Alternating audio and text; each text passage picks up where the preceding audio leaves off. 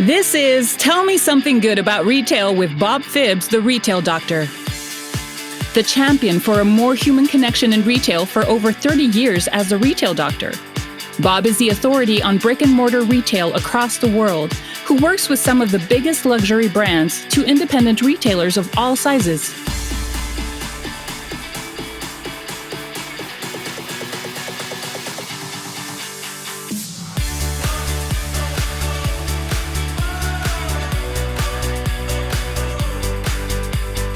Today, my guest is Dr. Janel Anderson. She's the founder of Working Conversations. She's a voracious researcher, author, and podcaster, and her work is at the intersection of technology, communication, and leadership. Welcome, Janel.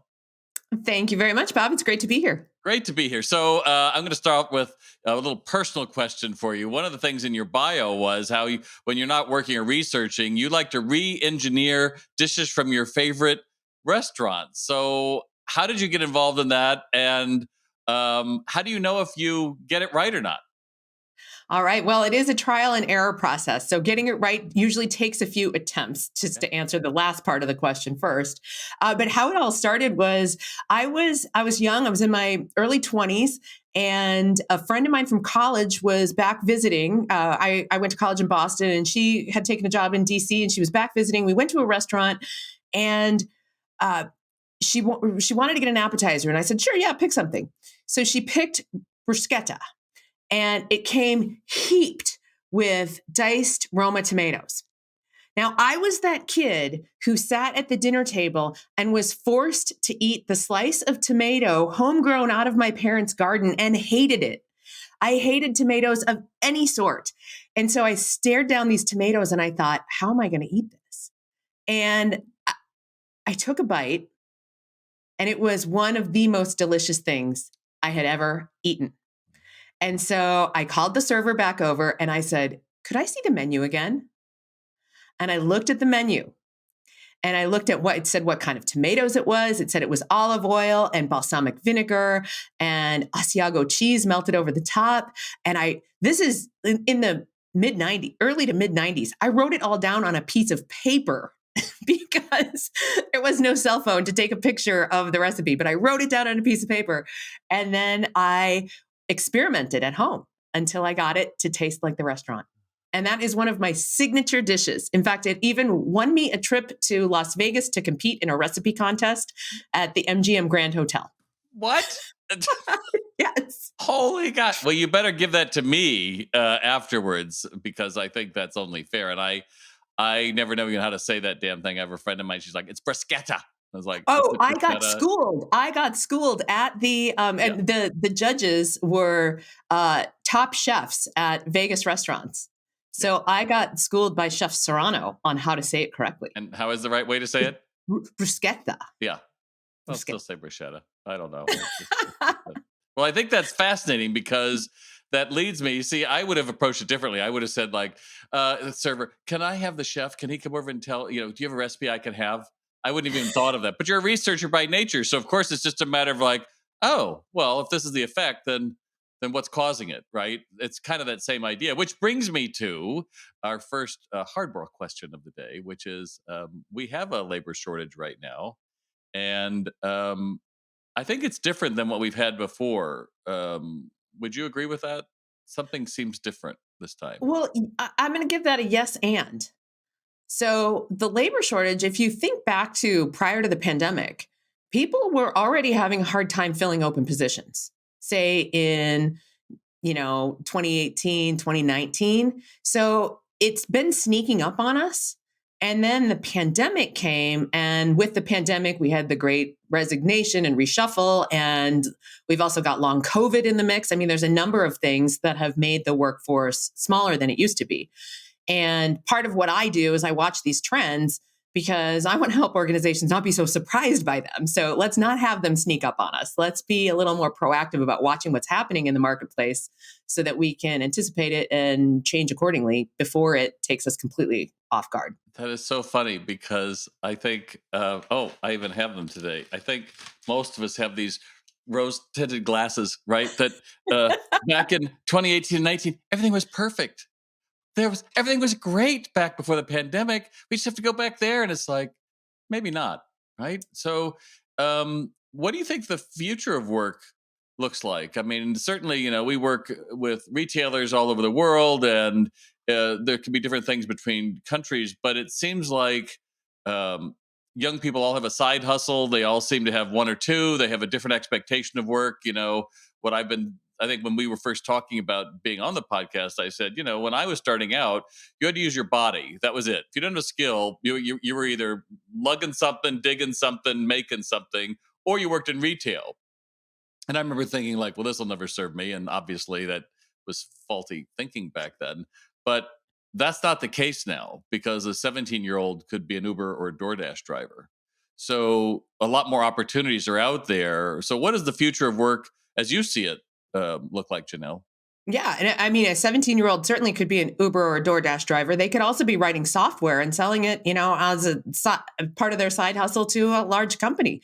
They could be editing photos on Fiverr or any of those sites, or putting together videos for people like you and I. There's so many different ways. So, and I guess that leads me into entrepreneurship. Entrepreneurship is one of the things that has taken people out of the traditional job market in the way that you were just describing, because there are so many different ways to piece together a living, earning a living.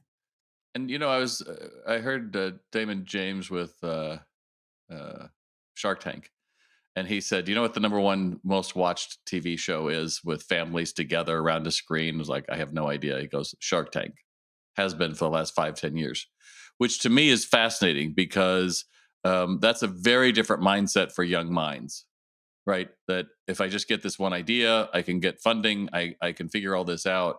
And, in a retail environment, there's a certain group that are pushing us more to be like online, self-service and less connection. And there's another one that's saying, which is my side, no, we need more connection because we crave human connection. And there's an article today in the paper about how Meta is, employees are so upset because they've laid off almost 30% of their crew. But a lot of the executives are saying, go into the office, and yet they're living in London or they're living somewhere else, and like, do as I say, not as I do. So is that going to continue to be a dynamic that, if you make it high enough, the rules are very different? And what does that do to a culture? It's a real push-pull right now between leaders and employees about, being back in the office. And as you say, a lot of the senior leadership isn't necessarily doing what they're asking their employees to do. And senior leaders, I think, and I think this is true for retail leaders as well, the concept of management by walking around is different when you have, let's say, just on the retail floor, you got fewer staff. So are you over managing if you're managing by walking around? And when you have fewer staff, how do we use technology to fill that gap in a way that we can keep the customer relationship really strong? So as retail managers think about what's most important and how can they use technology to handle some of the tasks that maybe were very onerous for them, so that the time that they do spend with their employees and the time that they spend on the floor interacting with customers is the highest value time it can be. Well, and I think that really requires a mindset shift about technology, because right now with AI and everything that's happening in the technology space, people are worried that employees aren't going to be needed, or those types of things. And I think this is where we really need to zero in on what are the most valuable things that we do when we're face-to-face with a customer, or for the retail manager when we're face-to-face with our employee. Where do I get the most value out of that? And then let's look creatively at anything that's not that. How can we use automation or AI to handle? Well, and I think that's the challenge that the great retailers, the great teams that I see and meet, it's a we together. It's not a, you. And yet it's easier for me to manage you, Janelle. Janelle, I didn't see that display put back after you sold that item. And we get caught up in tasks. And, in your work and in your programs, you talk about leadership and how important team building and all of these things are. So, what are some transformative trainings that you've given to help people see that? Because one of the things I've noticed is that, yes, retailers held on to managers, but who we typically lost were the assistant managers and shift leads. People don't want to be the one that says, you're going to mentor this person or you're going to train them.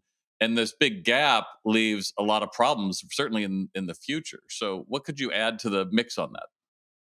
Well, there's a couple of things. One is, you mentioned that focus on task, and I think the other side of task is relational. And one of the things that working from home or working with fewer staff on the floor in the retail organization is that there's not as much time spent on that relational piece, keeping the relationship strong. Because we're so focused on, if there's fewer people on the floor, then there's more task work and more task. If I'm the manager, more task things I might need to say. And if I'm not also balancing that with the relational side, I'm not shoring up the relationship enough to be able to have a difficult conversation with you if your performance is slipping or if you're not punctual or whatever it might be that's getting in the way. So one of the things I really like to zero in on is how strong is the relationship that you have with each of your employees? Can it weather a difficult conversation? I think most people would say it can't, which is why they don't have those conversations. Is that fair to say? It's totally fair to say, because when the relationship can't support it, it's so much easier to avoid the conversation. And I know managers who've got, a file folder full of performance reviews that say the person's doing fine. They're a 3 out of 5, but they're really not a 3 out of 5. They're a 1 or a 2, but they just haven't they haven't taken the time to build the relationship to be strong enough to have a straight conversation with them. That's an interesting point. I heard Brene Brown talked about, she was using an example of like when you're in kids and the teacher, they do something good and she puts marbles in the jar. And if they do something bad, she takes a marble out. But when it gets filled, she has a party. And her idea was that's how we build trust. And that kind of dovetails into what you're saying, that if there's not enough marbles in that trust jar, this performance, you're late, something has to be corrected. If that becomes a deal killer, it means there's nothing in that marble. So I think that's a lot of what's wrong with how we manage people, right? I mean, in your book, you talked about Head On, How to Approach Difficult Conversations Directly. You give tips for all kinds of people. So let's say it's a parent or somebody. What's an example of something what kind of a difficult conversation and how could you say it? I know you're cheating on me. I mean, that's... you got an F in science, you're grounded. I mean, those are the things you hear in movies, but in reality, how should they play out? I reverse engineer recipes from restaurants, but I've also reverse engineered the difficult conversation. So let me reverse engineer it for you quickly, and then we'll kind of go through it more specifically. But so the first thing you have to think about is, what do I want my end result to be? So it's just like making that dish of bruschetta for me. What do I want it to taste like at the end? What should it look like? What should it taste like? How do I want it to end? And when we start with the result that we want to get in mind, and then we back that up and we say, okay, well, I want to get some form of agreement or understanding. So if I'm your manager in a retail location and you've been late, let's say we've got a punctuality issue. You're friendly, you're approachable, you're great with the customers, you know how to upsell and cross-sell, and yet you've been late a few times. And that's just not working for me. So I want to think about having a mutual understanding at the end of this conversation, that you understand the impact that your lateness is having on the floor, and we have come up with a way to deal with it. Okay, but before I can get to that point, I need to think about not just what's in it for me and what's in it for you, but who else might be involved. Our customers, other coworkers, maybe an assistant manager or a lead, or who else is involved. And then I also have to think about, how do I listen to your side of the story? If I'm your manager, how am I going to listen to your side? Because it's not just about my side. You've got something going on. Something's making you late. Maybe you have a sick cat or a sick dog or a spouse or a kid or an aging parent you're caring for, or a sick car. You just don't have the transportation figured out. There could be so many different things. And so I need to be ready to listen to your side of the situation. But before we do that, I need to open the conversation, and in a very specific way. If I open the conversation in a way that makes you feel threatened, the first thing that's going to happen is you're going to get defensive.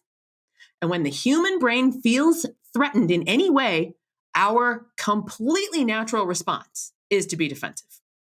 And that is the worst way to start a conversation with somebody, because from a neurobiology standpoint, what happens when somebody gets defensive is the blood flow rushes to their limbs, arms and legs, Because if you think about fight, flight, or freeze, which is what our ancestors would need to do if they were being threatened in the wild, if the saber-toothed tiger is chasing you, thinking you're going to be lunch, you need to climb a tree, you need to run fast, or you need to freeze in place so that it doesn't think you're food. And our human brain still works that way, even at work. It's crazy. But our work life and our life in general has evolved far faster than our brain has.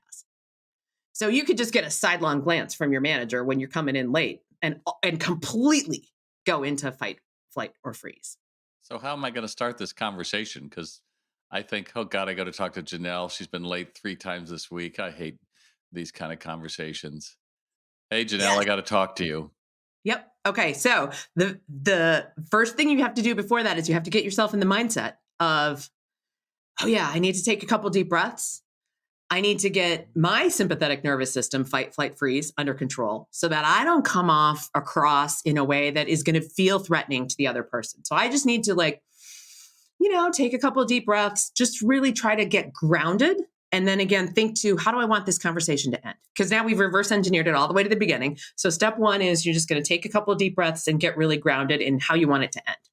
Step 2 is you're going to open that conversation with something that I have like a little recipe inside the recipe where I call this the grand and the fact and model. And we're going to start with a fact. Bob, you've been working here for 6 months.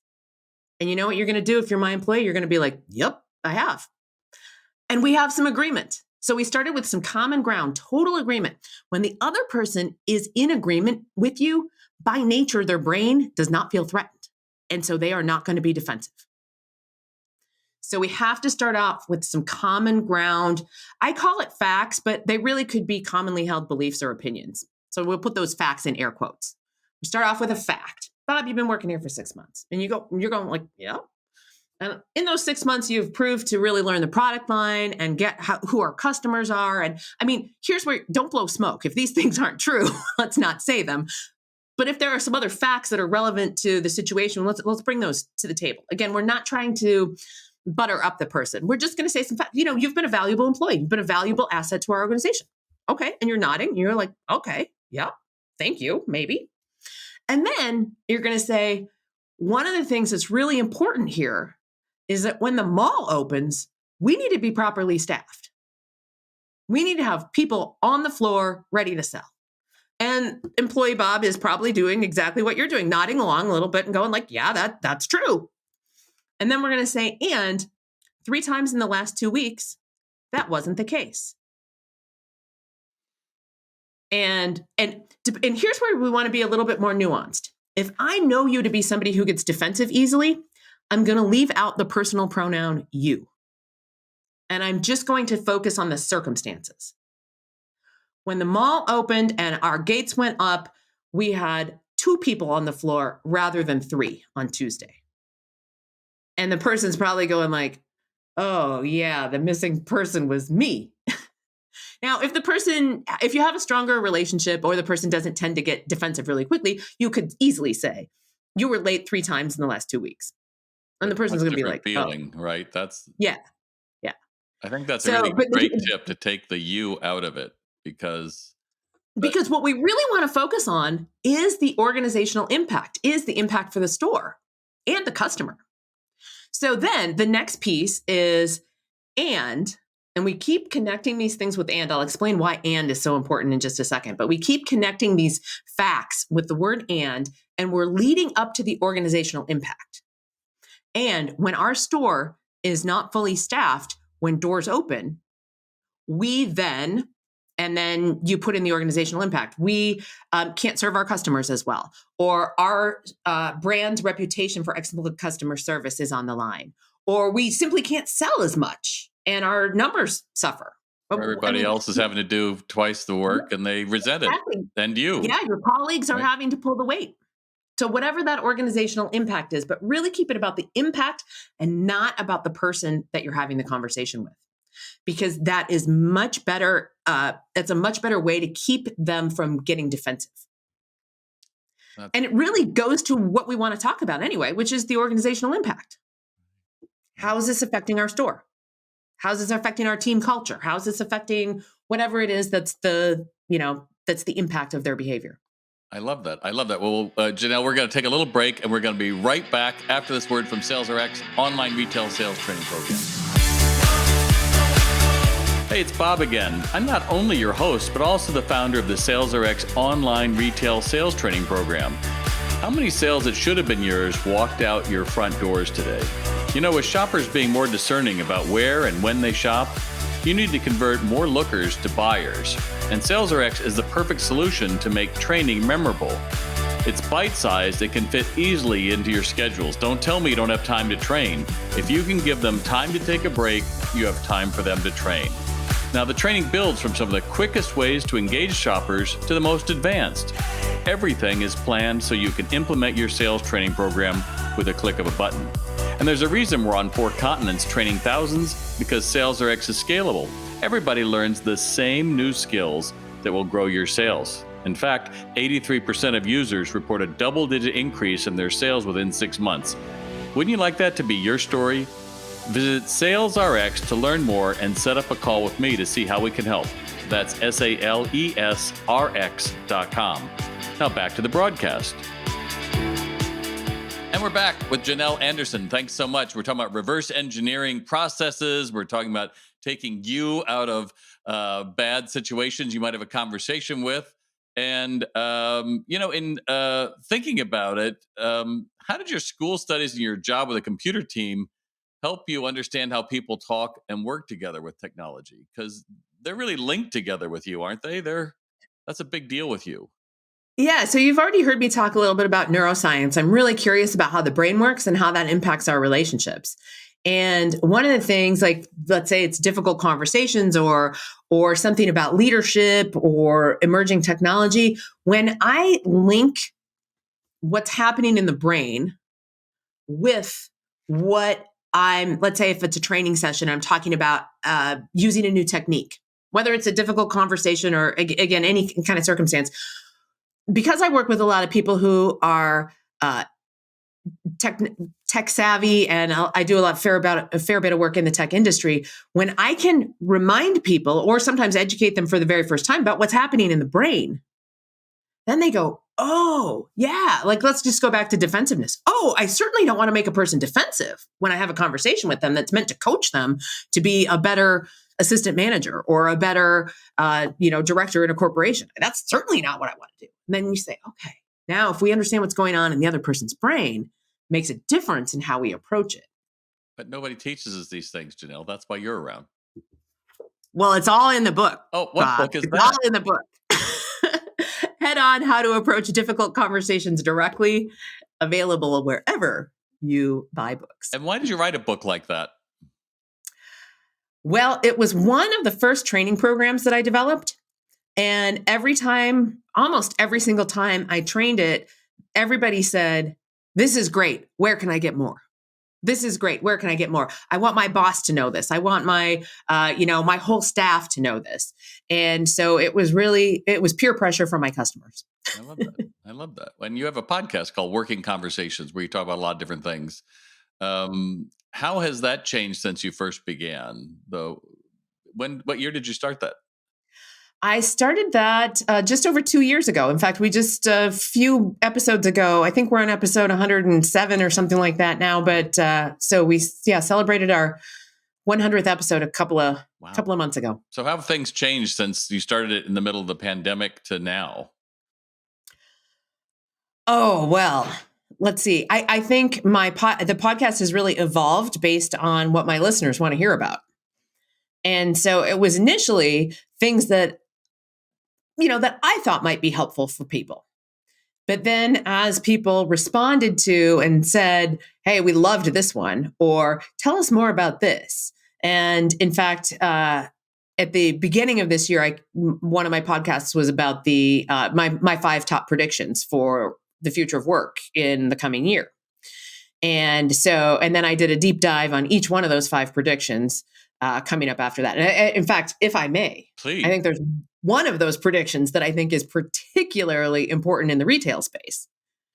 And that is, and I've alluded to it a couple of times, but that is the tight labor market that we're in. And my prediction is that it's going to continue.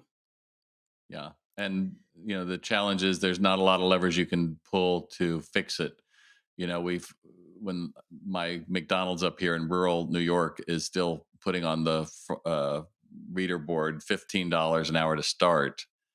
We don't have that conversation about minimum wages at $7.75 federally. It doesn't matter.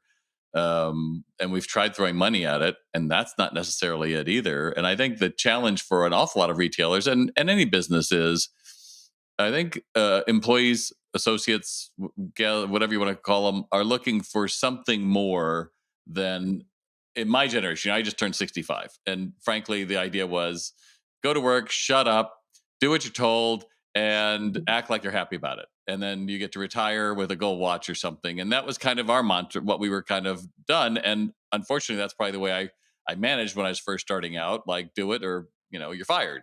Well, with a tight labor market, you can't do that. And we're finding that turnover cost is so huge that it's not even a matter of, these were people that knew products and knew our procedures, just the basics of having another human being only here for a couple of months. We hear a lot of retailers say it's like a swinging door here. Just as soon as I get them trained, they're gone.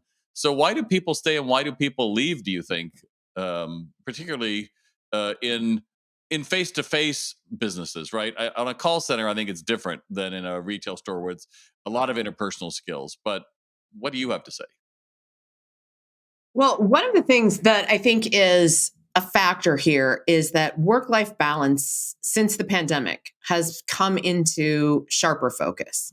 And it's something that the younger generation, especially as we look towards Gen Z, who are starting to come into the workforce. In fact, right now we've got about 13% of the workforce is Gen Z. And over the course of the rest of this decade, as the rest of the Gen Zers are all in middle school, like my two youngest children.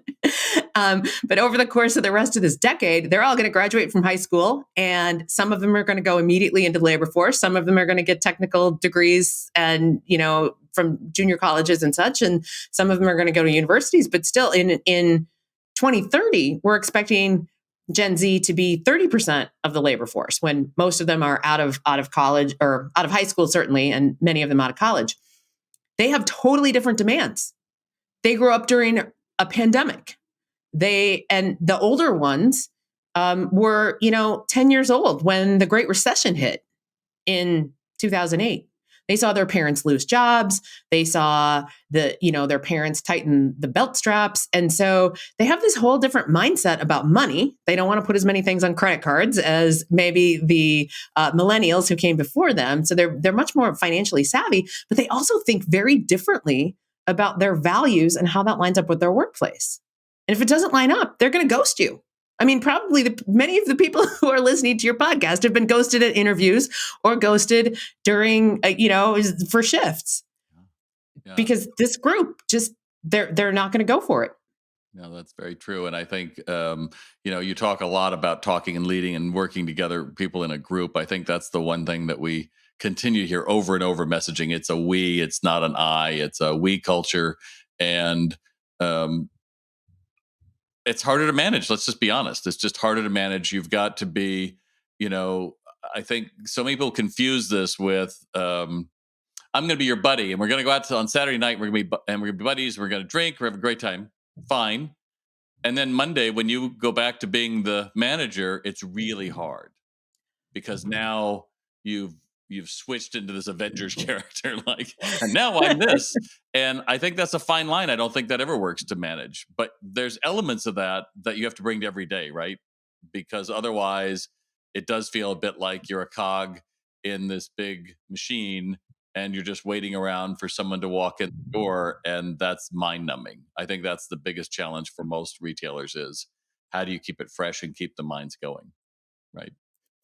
Yeah. And I think that brings us back to that task versus relational piece that we were talking about earlier.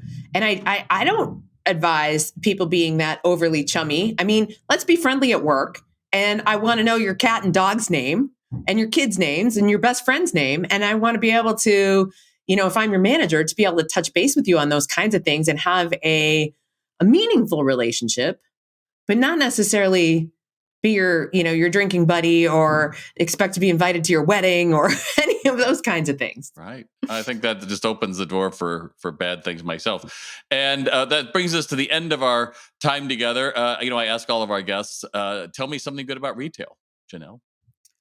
Oh, something good about retail. Well, I love shopping, and I love shopping with my 14-year-old daughter.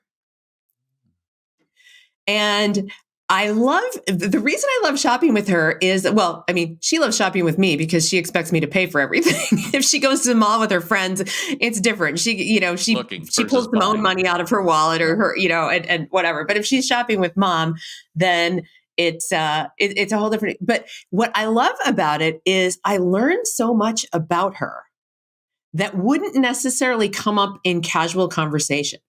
I learned about her style preferences. I learned about her jewelry preferences or a scent that she likes. Because if we go into, let's say, Bath and Body Works, or a candle store, those are two of her favorites. And we will smell so many samples that I get a headache. But it's so much fun just to see her light up when she finds one she likes. And again, I learned so much about her being in the mall together. So that's something good about retail for me. I think that's amazing. I never have heard that before, but what a great part of retail that we seldom think about is how when friends shop, they're actually learning more about each other. They're not, it's not a task they're doing as much as it's another form of communication by learning their profile. I love that. Well, thank you so much. And again, what's the name of your book? One more time. The name of the book is Head On: How to Approach Difficult Conversations Directly. Excellent. You'll be able to find links to that all in the show notes below. Thanks so much for joining us today, Dr. Anderson. Thanks for having me on, Bob. You've been listening to Tell Me Something Good About Retail with Bob Phibbs, the Retail Doctor. As a listener, you can receive free information and guides when you visit retaildoc.com and sign up for our exclusive weekly newsletter. Thanks for being with us. Remember to subscribe on iTunes, Spotify, or wherever you like to get your podcasts. To virtually bring Bob to all of your crew and associates, check out www.salesrx.com.